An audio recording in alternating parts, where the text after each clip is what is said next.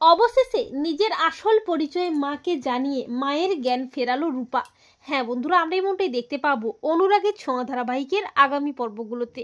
সূর্য ও সাক্ষ্যদীপ সবাই মিলে হসপিটালের সিসিটিভি ফুটেজ দেখে, কিন্তু কোনো মতেই বুঝতে পারে না ওই টিস্কাই আসলে মিসকা কিনা। তবে জয়ী খুব ভালো করেই জানে ওই টিস্কাই আসলে মিসকা। আর দীপা ঘোরের মধ্যে কিছু বলতে চেয়েও বলতে পারে না।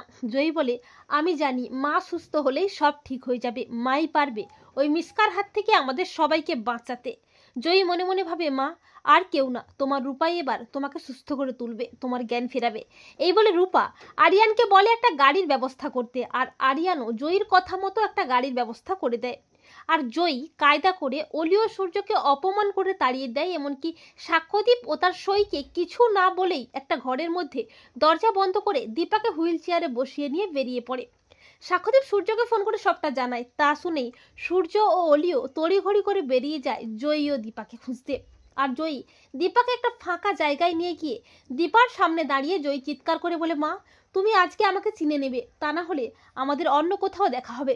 দীপার জ্ঞান একটু একটু করে ফিরতে থাকে, তবে দীপা কোনো মতেই চোখ খুলতে পারে না।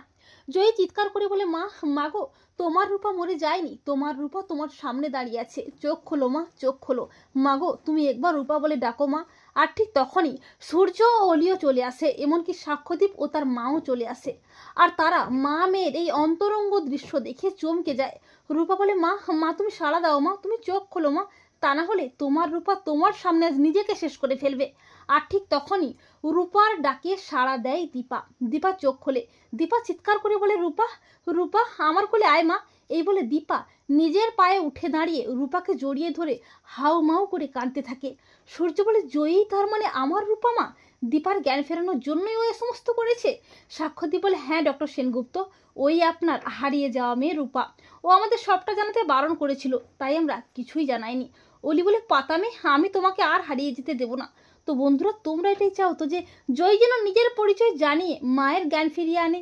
কমেন্ট করে এক্ষুনি জানিয়ে দাও তোমাদের মতামতটি।